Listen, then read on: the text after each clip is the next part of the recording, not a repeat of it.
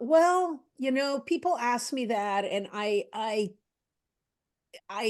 so it's hard for me to be very clear, definitive about this because I was always inside of myself, and and I wasn't observing how that came across, and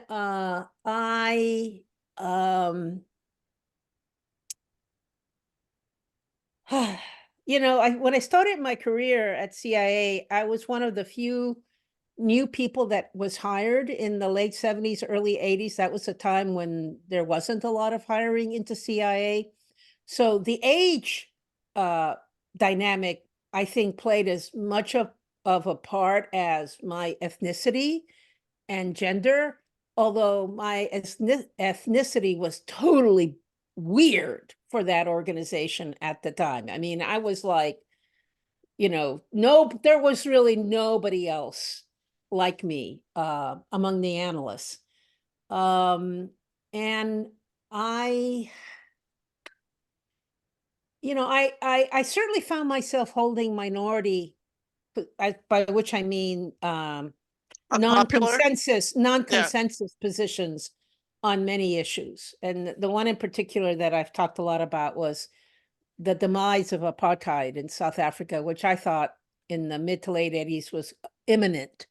And everyone scoffed at me about that. And mostly they scoffed at me about that view because they felt that I did not understand how power worked in society. And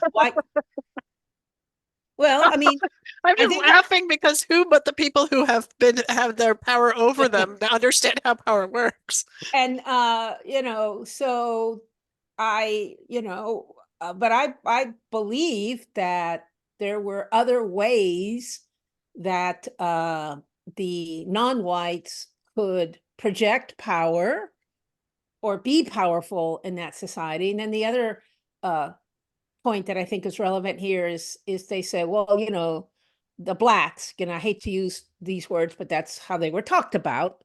The blacks aren't organized, which is, I think, code for a whole other kind of Mhm. stuff that they're saying about blacks and non-whites in general.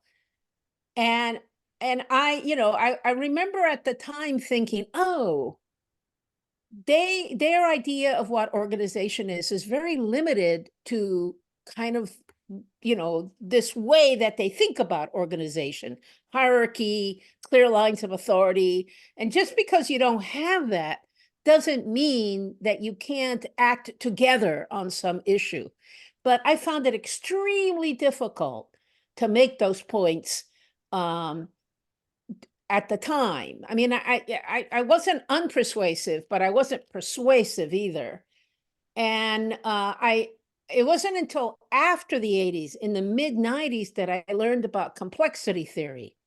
And if I had known about complexity theory in the 80s, I would have had better foundations on which to argue what I thought was happening in South Africa. In other words, in South Africa in the 80s, we were getting emergence and Mhm. Right. self-organization, and we were reaching a tipping point. And none of those phrases really were in anyone's vocabulary until complexity theory emerged. So